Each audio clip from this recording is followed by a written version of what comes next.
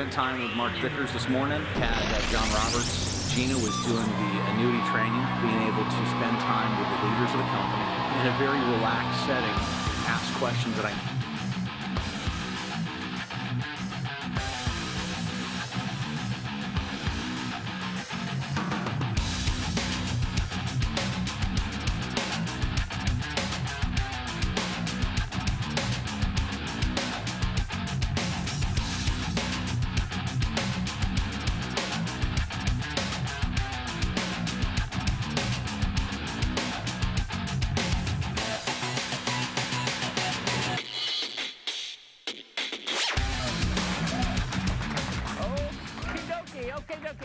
Okay. Last few weeks I've been talking about absolute explosive growth across the nation with the Alliance. So what I want to do from an engineering perspective, I want to show some graphs to you that let you see some of the pockets, some of the people, some of the areas, some of the businesses that are starting to experience this pop, pop, boom, boom. It's starting to take off. So here we go. This is the first one I want to show you is a buddy of mine, Twig Rollins. So Twig just had his best 3-week run in over a year. So he popped in 4, this is new writing agents. So let's see here, new writing agents. In the last 4 weeks, he had a 4, he had a 3, and he had a 2. So boom, boom, big 3-week run for Twig Rollins. Let's check out what's going in Marty Doggett, part of Wilson's base. Marty Doggett, look at here. Boom, boom, 1, 1, 2, 3. All of a sudden, 1 and a right back to back. Then you have Michael and Angie Owens. Check this out. 5-week sum, total hierarchy recruits. 71 in the last 5 weeks. Look at this run right here. See, when you start seeing boop, like that right there, then here's what I would do. If I'm you, if you're brand new, you're trying to learn a whole system. I understand. Go to NAA University and start taking everything. Now, this is at night when the whole world's sleeping. You're getting educated and going to the university. And you're going to hotspots. You're starting to sell. You're starting to write business. But now, if you've been around for a while and you're going like, it's now the time. Well, when you start seeing individuals start popping up and getting results, what you need to be thinking is, I need to get on this bandwagon. I need to get on this wave. I want to know, how are they doing it? What are they doing different? What sparked it for them? What got them moving?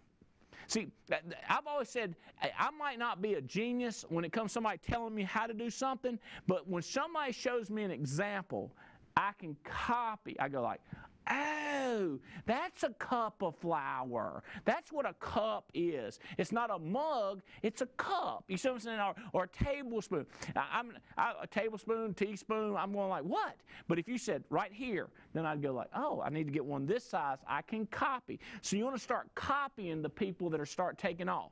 So these are some of the people. Michael and Angie Owens. So I mentioned them once. Theirs popped up again. What is this for? Total hierarchy recruits. 86 in the last 6 weeks. So, 86 last, 86 here, 76, 81, 74. So this is a best 6-week run in over a year. So that's 2 times I've mentioned Owens. 3rd time on Owens. Direct recruits. 42, 40, 41, 38. Look at this. Boom, yow. Little pop-up right there. Best 5-week run in over a year. Uh-oh. Owens, you're getting a lot of fanfare right here, buddy. Personal direct recruits in the last 6 weeks. 6-week rolling sum. Not bad. Look at that. Look at that. Way to go. Mark Marcellus, part of Andy Riddle's hierarchy. Marcellus, new agency manager.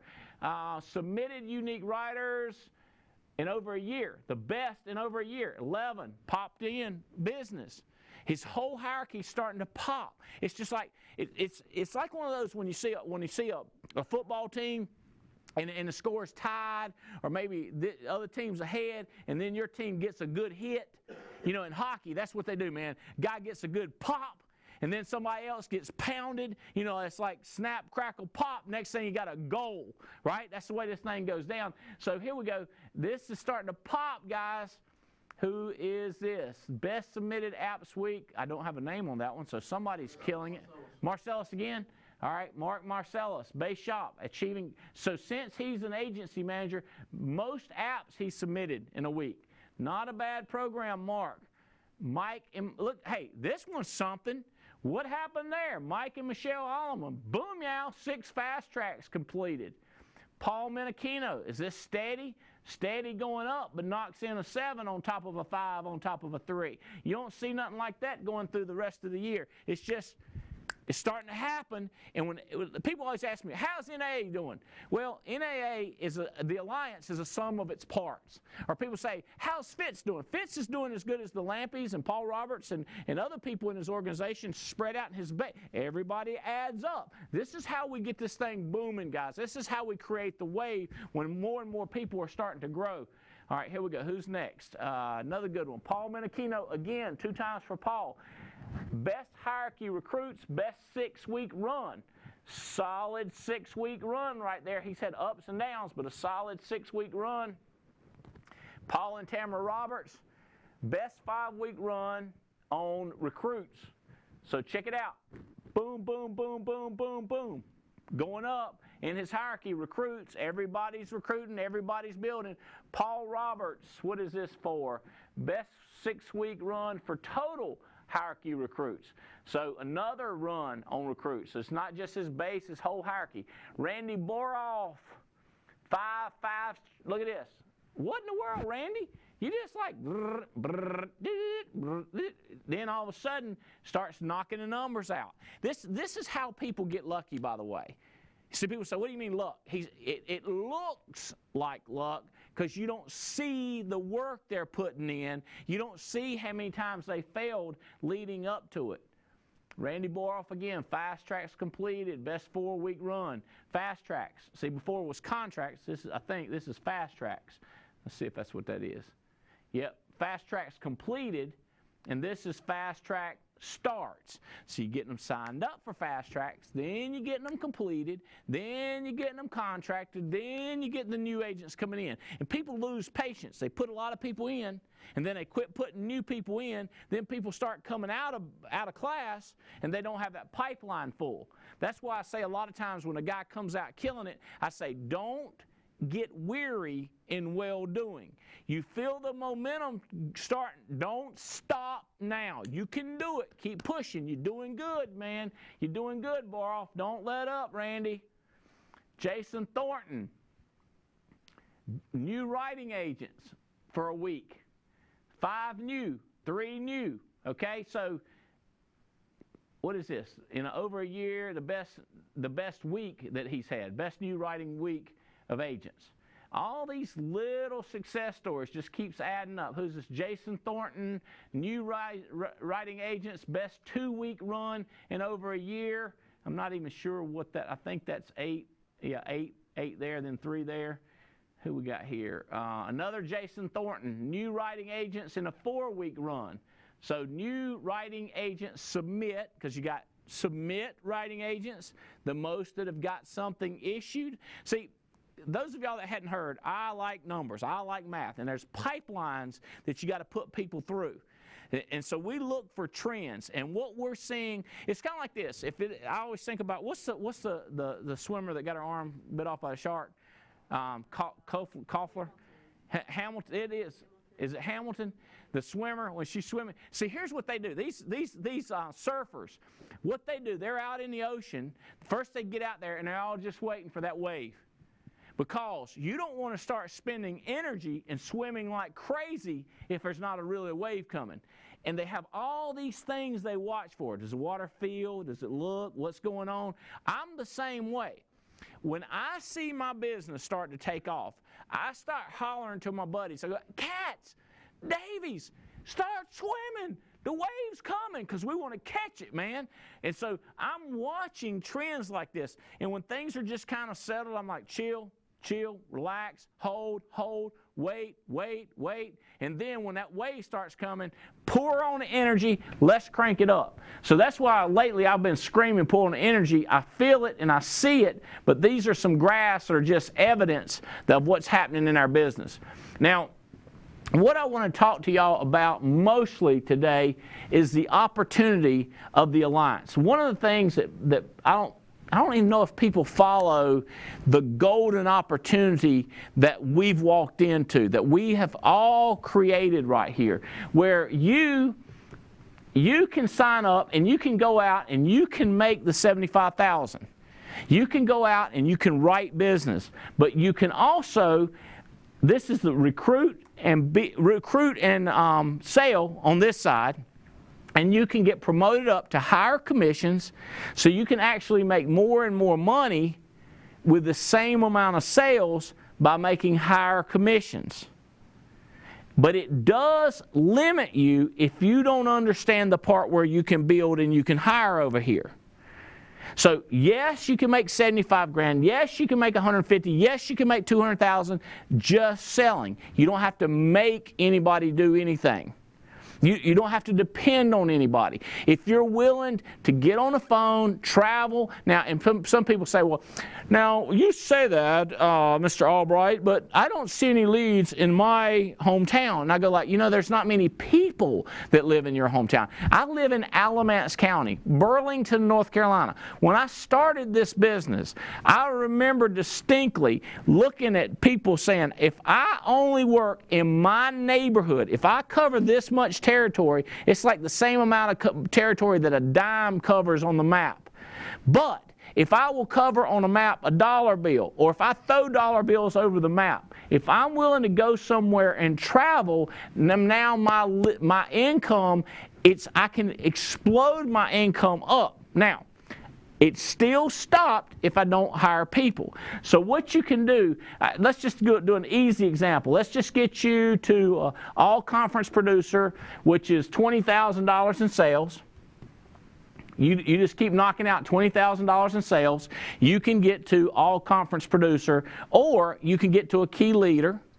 Key leader is by hiring other people. So there's two different ways. By getting to key leader, which a lot of guys tell me we've got like 75 or 85 key leaders. So people say, it's easy to get to key leader. Okay, we'll get to 80%. So you can hire people on a 55. You can have them hire people, promote them up. And so let's just take this. 80%, this entire group goes all the way up to 70%. So there's a 10% spread that you can make here. You help other people. This organization is doing $50,000 a month. You're making 10% or $5,000 a month.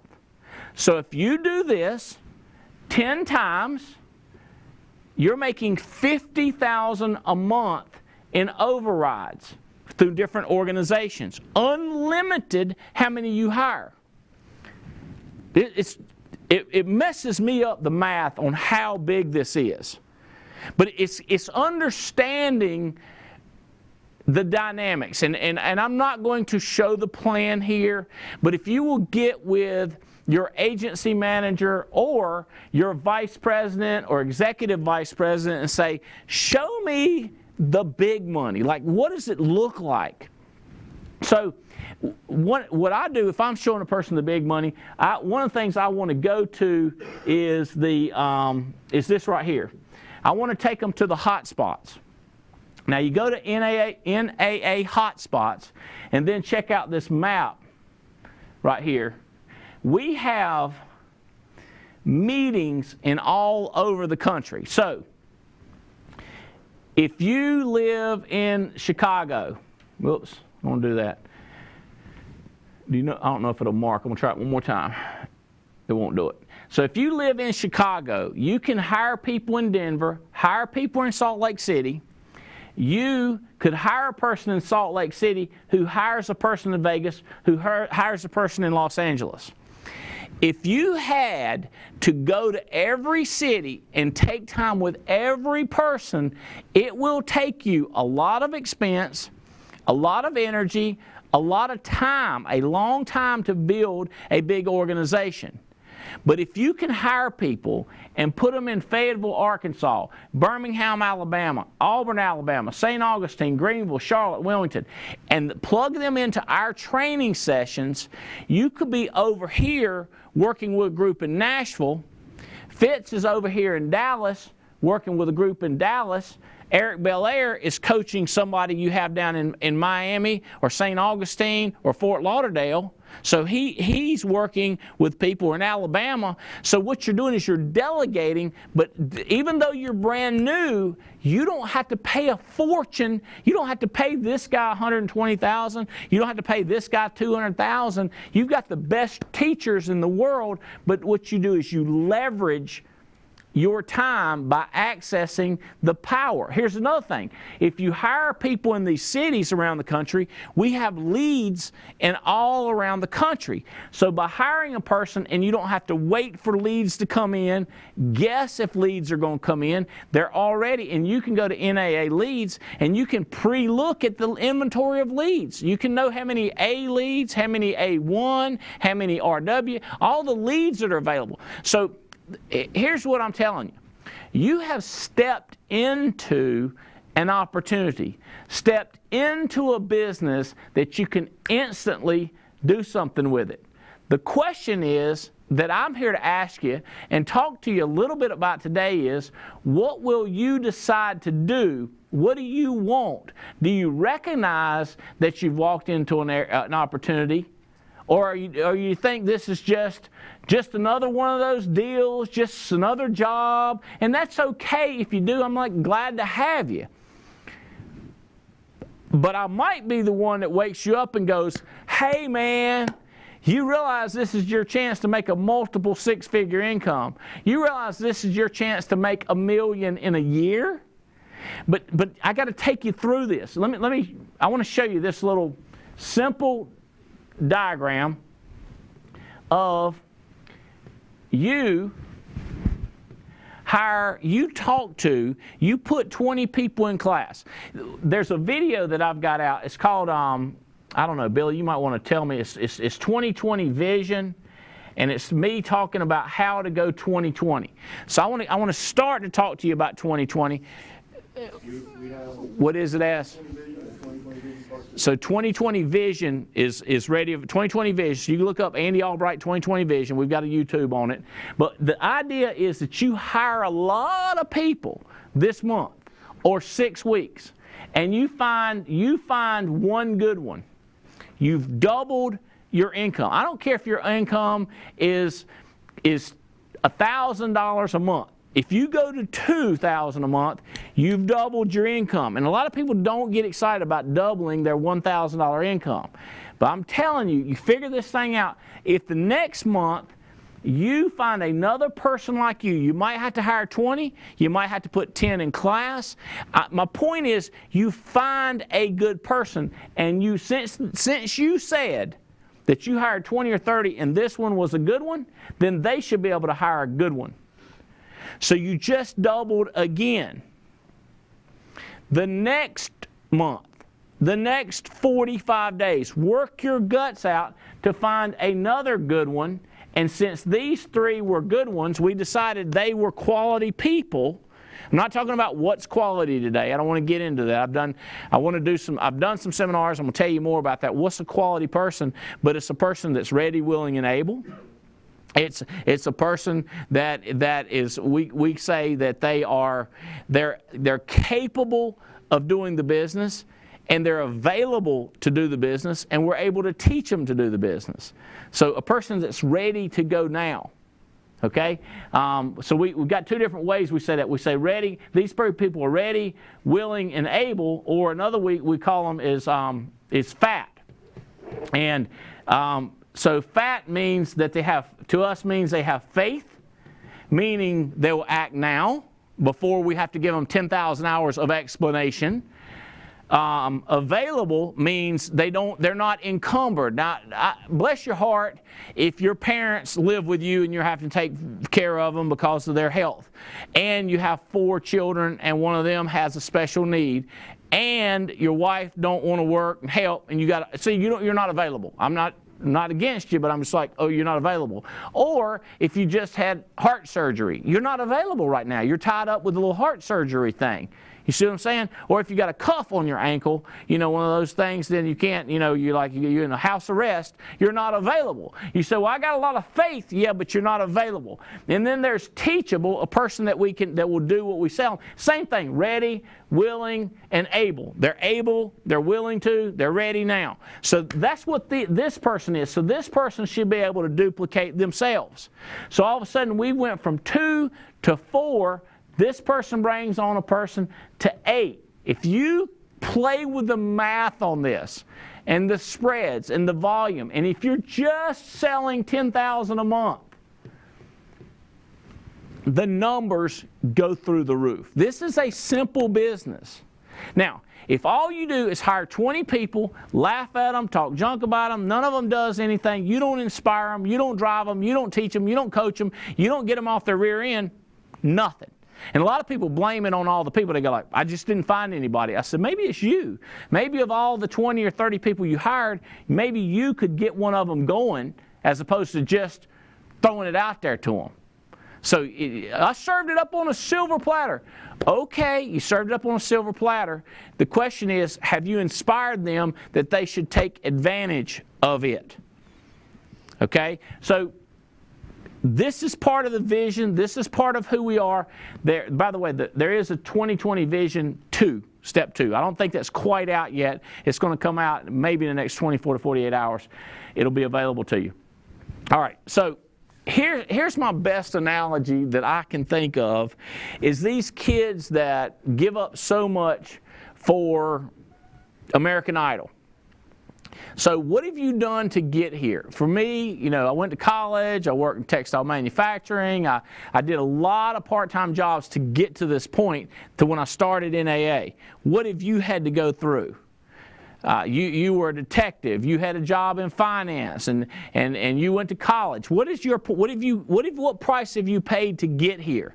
So you paid your price. These kids that have sang in bars and sang for friends, and now they've signed up for American Idol and waited in these insane long lines, and they play, and they get this opportunity that they play. Now some of them, they get to that day and they get sick, or they get tired, they quit. But what about the ones that win? What you don't realize is they didn't win billions. They didn't win total fame and notoriety. If you look back over the years, there's tons of them that we don't know their names. They never made another dollar. They had their 15 minutes of fame. So they won American Idol. What do they do next? You're in the alliance. You're here. What are you going to do next? Are you going to get after it? Or are you going to say, gosh, I'm glad that the alliance came along right now. So what I've got to do now is wait until my circumstances get better. So in other words, you won American Idol, but your mama's sick. You won American Idol, but you got to take care of your kids, sister, brother. Or you need to remodel your house. Or the vegetables are coming in the garden, and people say, you don't understand. I like to garden, and I got this garden growing, and I know I'm in front of an incredible opportunity here that I won American Idol. I don't have time to go speak and sing and perform in 100 different venues this year. I will miss hunting, I will miss fishing, I will miss my children. So they come up with every reason in the world not to take advantage of the opportunity that's set in front of them. See, part of life is recognizing an opportunity, and then the next part is doing something about it. It's getting after it. So I want to talk today a little bit about selling you that the wave is coming, because I see it so clearly. I see it. And Fitz is on the phone with me going, dude, people see it. I don't know, Fitz, but I'm gearing up my swimming. I'm getting things rocking now. And he's like, well, I think the Lampies are. And I said, well, I just talked to Diane and Bill. I am positive they are the mission on. And I know Michael Owens and I know Paul Roberts, they are mission on. They got it going on. So we're going like, we need one more person. We need more people. So it's like we've had this army of people walk out into the light. We won. We're in the alliance at the right time, at the right season, now we got to help people. Like, what do you do about the garden? I tell people, I go, all right, I know your garden's coming in. I know you like to plant it. I know you get a kick out of plowing and hoeing and germiciding and fertilizing and all that stuff. I understand that. Have you ever heard of a thing called Fresh Market? Have you ever heard of these vegetable markets they have downtown? Like almost don't every city have one of these where they have local farmers, and you might have to drive 30 minutes or 15 minutes. You say, it's 30 minutes. Do you understand? If you have to get the tractor out, or if you have blisters on, like, I know you want to grow your own, but you just won American Idol. You just came on the stage. You just got the opportunity, and you're talking to me about the garden. I'm like, do you understand? You could win cruise ships. You could win jets. You got the opportunity of a lifetime. Cash in. Now, and I wonder if some of these kids, once they won, it's the same thing with a college scholarship. I've seen movies, I've talked to kids. I got my college scholarship, now I'm going to get drunk. Now I'm going to start doing drugs. Now is my time to get the girls. I'm like, dude, you just won the college scholarship. Now's your time to perform. You won it. And everybody, a lot of people they're floating along and they get their chance. Maybe it's a college scholarship. How about this? College kids gets pro. Now he's pro, now he's got the check. Then he goes crazy. What you want to be, what I believe you want to be, what I believe my kids want to be, what I know I want, is when the opportunity comes along, I step up to the opportunity, but I don't abuse the opportunity. So American Idol person that wins it, and then they go, I am a superstar. I get in free at the bar now. I can drink all I want to for free. I have friends now for free. And you know how long it lasts? Until next year when another one comes along, and then the one from 3 years ago is becoming more and more famous. So the one in between that took advantage, like stepped into the opportunity and didn't take advantage as in capitalized, what they did is they just sat back and they said, kind of like that high school quarterback is like, yeah, I remember. High school, we remember that? And they all sit around. You remember when they do that? And they can remember stuff from 22 years ago. You know why? Because they've replayed it in their mind and the stories. And nobody cares. I'm like, somebody else is playing the game. The American Idol from 5 years ago, who won it, continues to explode and work. So it's taking advantage of, capitalizing on being at the right place at the right time. But it's thinking. It is. I've told people this. You've got to think. Where are you right now? Okay. Then I tell people this, it's the exact opposite. I go, you got to quit thinking. Just stop thinking. Stop thinking and do. So it's when you get on the right path, there's not so much thinking.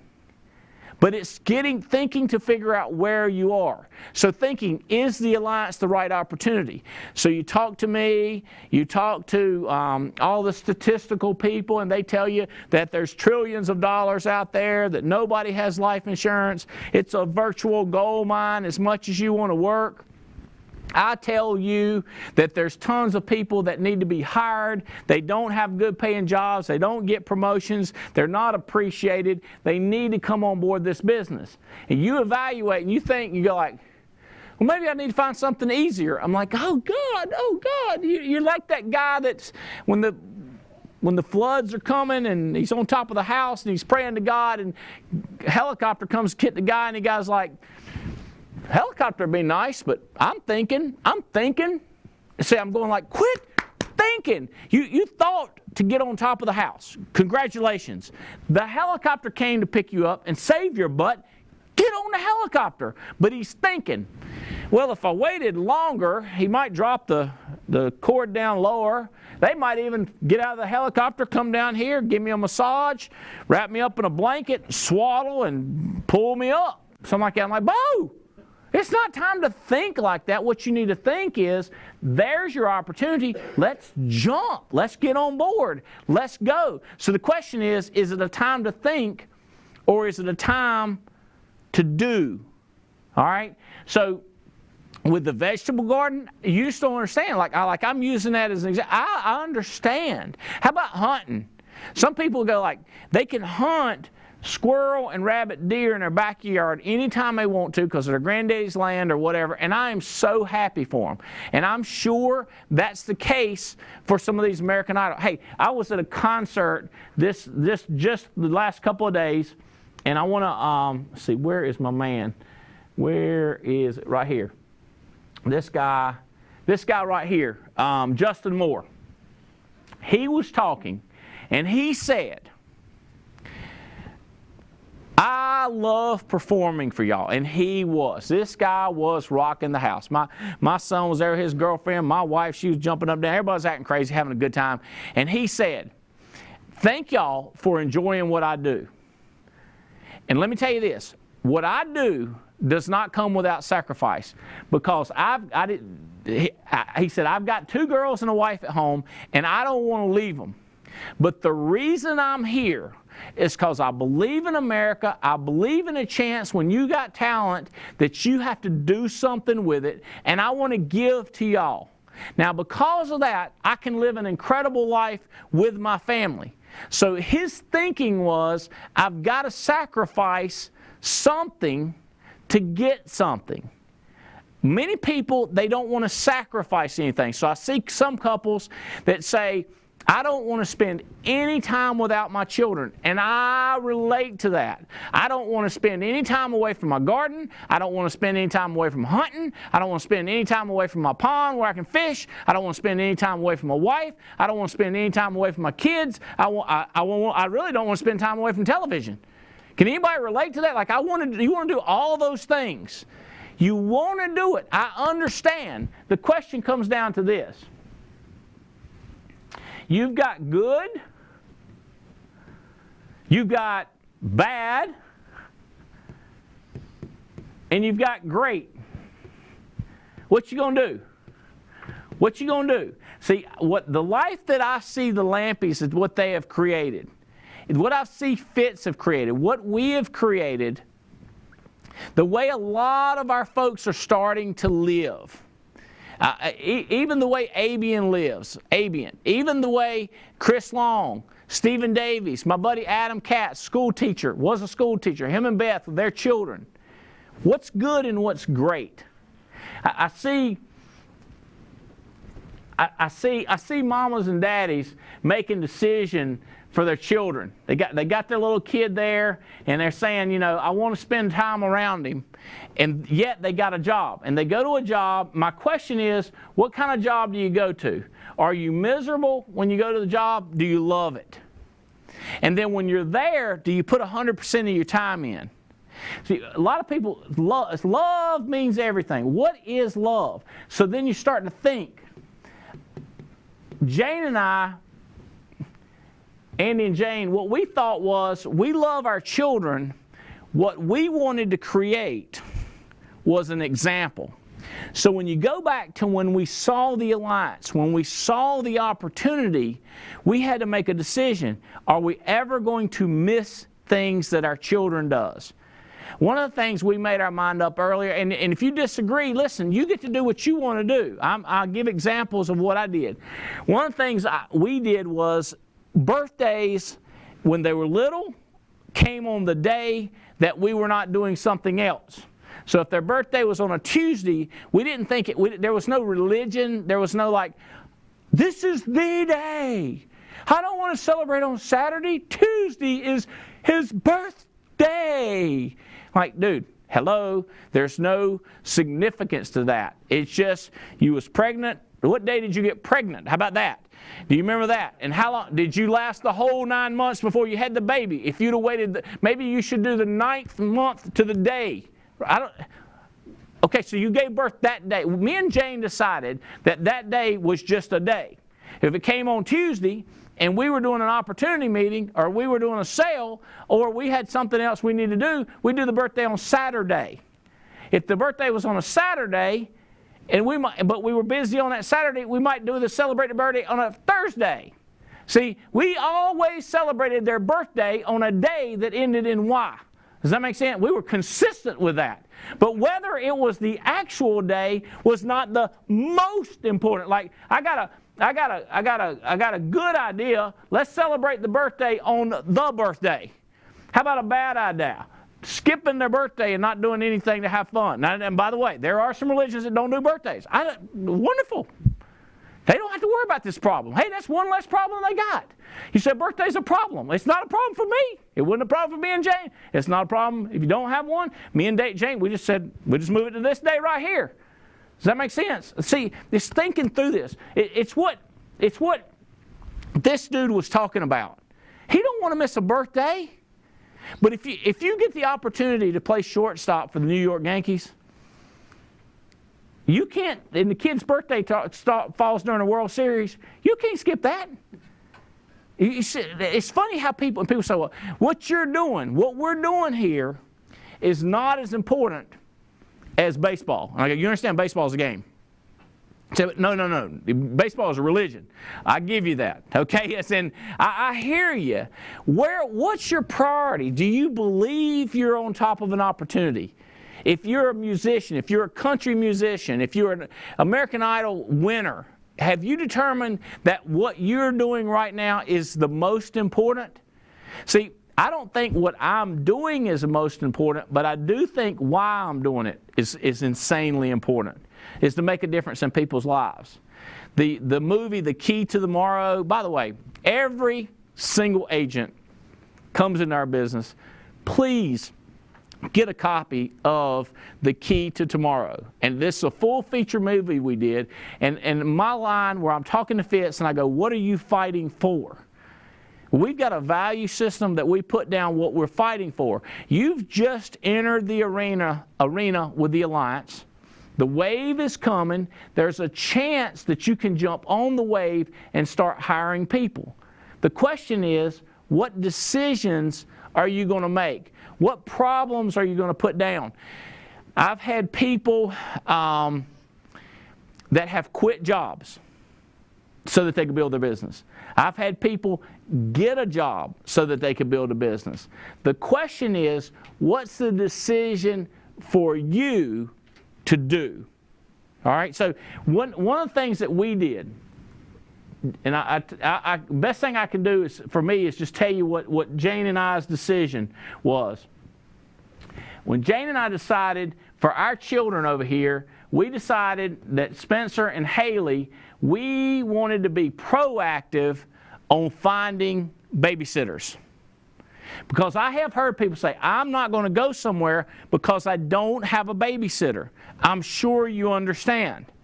And I say yes, I understand, but what I remember is me and Jane said, when we have to go to meetings, if I have to go to this meeting or this one, if we don't have somebody of quality to take care of our kids. So what we started doing ahead of time, before we needed a babysitter, we would invite people over like Katie, and we've had Lauren. We've had different girls that we knew from church or school or where Jane worked, and we would have them over for dinner.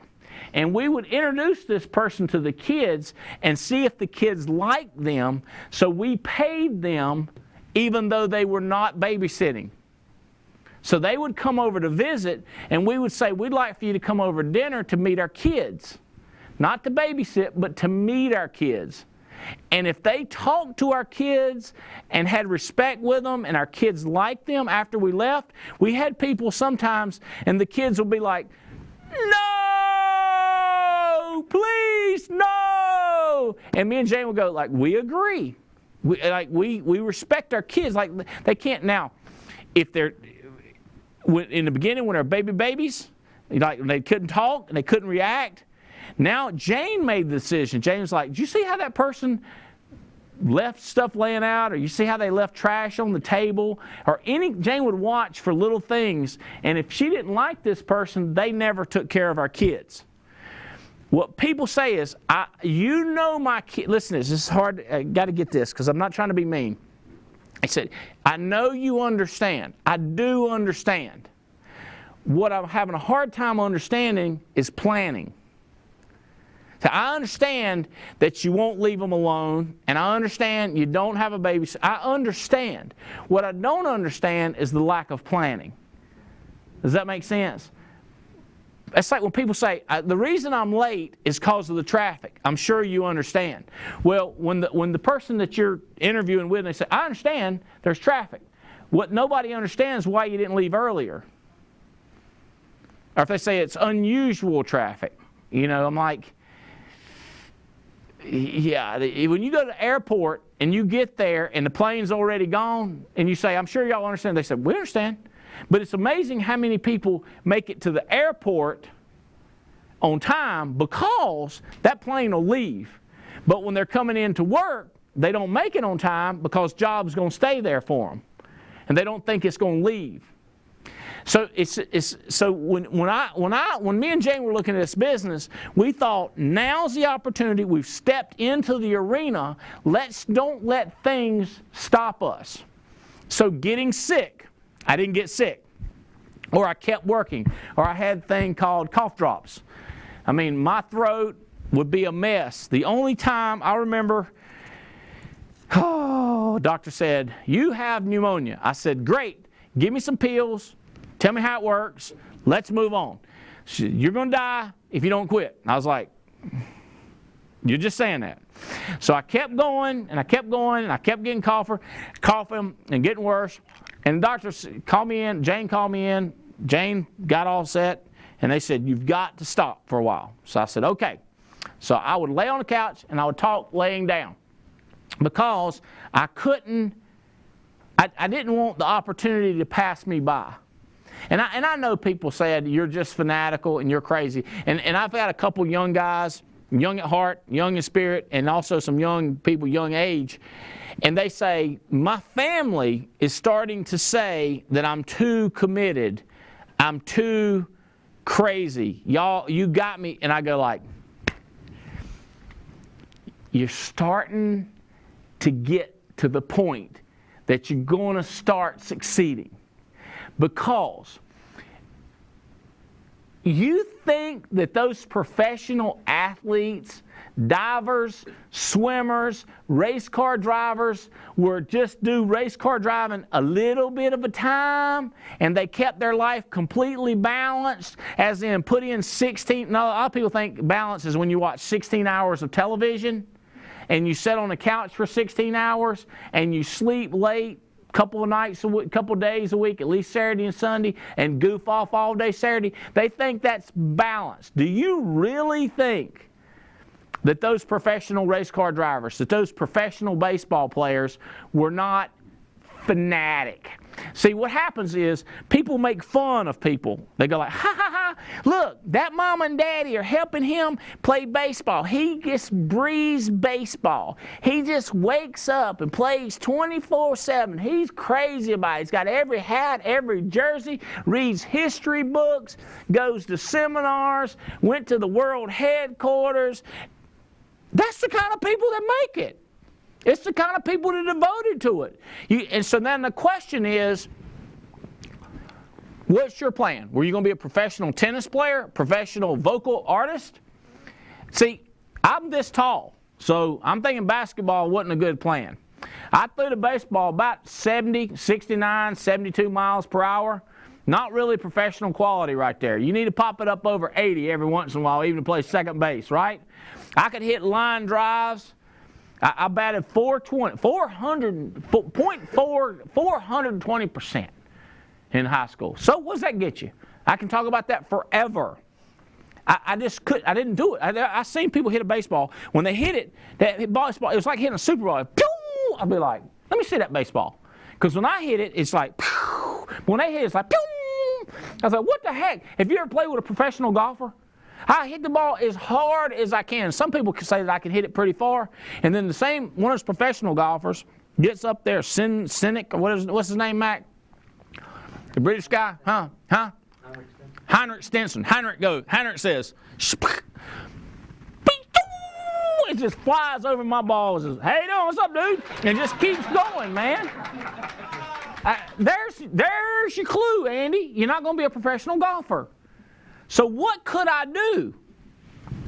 Call up leads, sell insurance, so dadgum easy, show other people how to do it, be a professional, get promoted to vice president, executive vice president, become a senior board member, become a board member on a company by doing something as easy, is it easy, or is it simple as this? But it's you making decisions each day. What are you willing to? How about this? Me and Jane decided that we couldn't be fighting, arguing when we were doing the business. Now, in other words, when we were hiring people, we couldn't be fighting. I know this one couple, they were with me for a while and they couldn't hire anybody. They were always nice around me.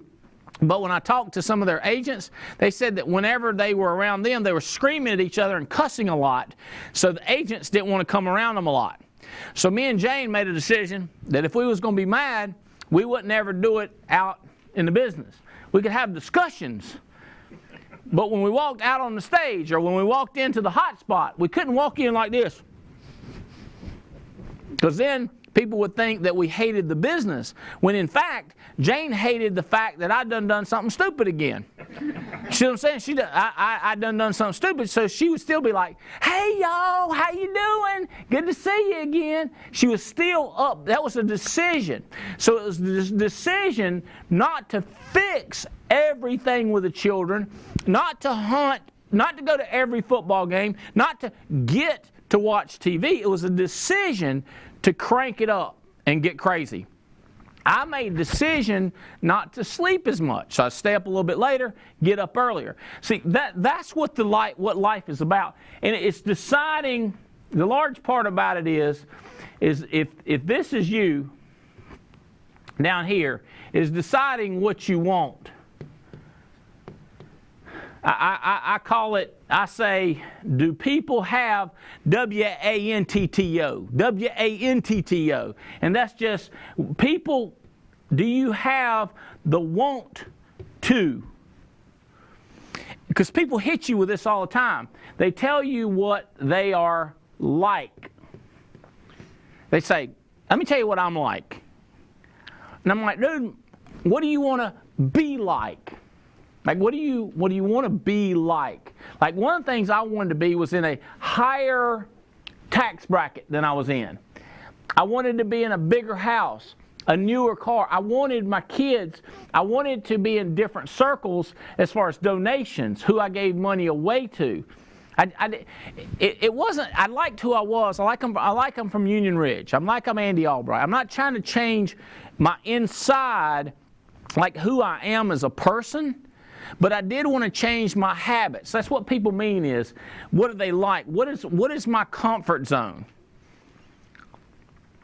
So the idea is, what do you want? What do you want to be?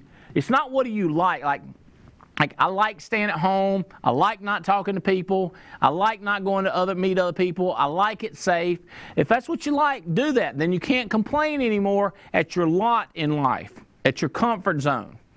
But what do you want to be like? See, now that's the question. What do you want to be like?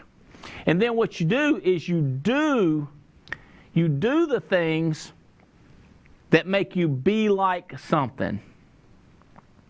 So the last 2 weeks, I've had some pretty basic definition. Today's Wednesday's call has been more philosophical, some ideas, some ways that you think. It's recognizing the opportunity, and it's pushing off dysfunction. It's pushing off problems and focusing on what to do. The last week I did schedule. So I know when I did the schedule, some people going like, I can't do that schedule. I got problems. I got situations. Well, this is today. What I am talking about is deciding what you want, and then taking actions on what you want. So, I wanted a bigger house. Hey, I talk about wanting a car. How about this? Making timely decisions. So I wanted a business that was secure. I wanted a nice car. What I did one time was I bought a Mercedes way too early. Didn't have the money. So I bought a Mercedes. It was an old Mercedes. Car broke down the first 2 months. To fix it was 20% of what the car cost. So cars cost $7,000, cost me $1,400 to fix the son of a gun. Now I'm going like, that car cost me $8,400. Well, I had the $7,000, I didn't have the $1,400. So that went on a credit card. Then something else broke, and then something else broke. I said, somebody else needs a Mercedes. I need me a cheap-looking car that don't break down. I needed to wait a little bit longer. So if you like to hunt, can you wait? That's another thing. Hey, listen, I understand. You ain't going to quit hunting. You ain't going to downsize your house. You ain't going to do. How about this? Can you do things temporary? I always say like this. I'm not going to give up hunting. I'm just not going to do it right now. I'm not going to give up television, but I'm going to watch television later on. So I always try to push down stuff that held me back. Buy the car later. Buy the house later. People buy houses before they need to. People quit jobs. I don't want to have a job. I don't want to have a job. Say quit to build this business. Maybe you need the job so you can have the money until you learn to get good at the business. So here's something funny, or it's comical to me. I tell people a lot of times, I say, you've got to think what's best for you. Think. How awesome is the Alliance? Think. What do you need to do? And then I'll say this. Now that you know what to do, once we've set it up for you, quit thinking. We already established what we're going to do. Quit thinking and start doing. So I don't like to do too many of these philosophy type talks like I've kind of done today, because I got people thinking. I go like, okay, let's just think about this. Think about, we don't need to deal with so much junk. How do we get good babysitters? How do we keep our expenses low? How do we keep mama from driving us crazy? Or how do we keep this situation from driving us crazy? And how can we work our schedule where we go out there and build this thing massive? And then there's 100 different tricks, 100 different things that you can learn. Go to NAA University. Go to the hot spots. Find the people in your hierarchy or even in other organizations that have big businesses, and say, what do you do first? One of the things you want to do is you want to meet as many of the big players as you can. You want to get to know the carriers. You want to get to know the products. You want to do the 8 steps. You hear me on this? Everything that's in the book. You want to go to as many meetings as you can and take intense notes and then act on all those things. So go, I'm leaving, it's almost a homework assignment. I want you to go to the last 2 Wednesdays of the TWC. So TWC, the last 2, I want you to watch those if you hadn't. If you've watched them, have you done what we talk about as far as working your calendar out, figuring out how many leads? This is the do stuff. The next thing that I want you to do is the 8 steps. Take the 8 steps book. If you hadn't read it, start reading through it and highlighting, and then go through what's step number 1. What do I rank myself? 1 to 10. 1 means I'm barely doing it. 10, I'm doing it. These are the type things that change your life. This is the work steps. So I'm ending this show early today. The work step, because I want you to get into the work steps. Pull up these 2 TWCs. Check with your manager. Find out where they are. Make sure that you're ready to watch them later in a non-productive time late at night. Then go to step 2 and rank yourself 1 to 10. Step 3, 1 to 10. And what you're going to start doing, and by the way, some of my buddies, so what do you do when you keep messing up? I go, welcome to my world. If I was perfect, if I could put myself 10, 10, 10 on all 8 steps, and I did everything, I wouldn't be talking to you. I'd probably own some island with 5, houses, and it'd be crazy rich. But what I do is I try to do the right stuff. I screw up, I get back on the horse, and I try to get after it again. Well, then they say, why are you successful, Andy, if you keep messing up? I think because I keep getting back up quicker. It's the relentless pursuit. It's when I love these success stories or these movies and these books I read about people, I love when I hear how they messed up really bad and their business went way down, or they messed up over here and it just lost money, whatever happened, and then they came back crazy strong. Because that's what I end up doing. I keep coming back crazy strong. So if you've lost in the past, I'm encouraging you to get up. If you got started with us and you're kind of muddling along, I'm asking you to press the gas down. We've got war parties coming up. We've got hot spots this week. We got tons to do, guys. Now is the right time. You're at the right place, and you are the right person to do this thing. So let's get this thing cracking up. I appreciate you plugging in. I hope this was helpful today. It's on like Donkey Kong. Rock and roll. Later. Bye.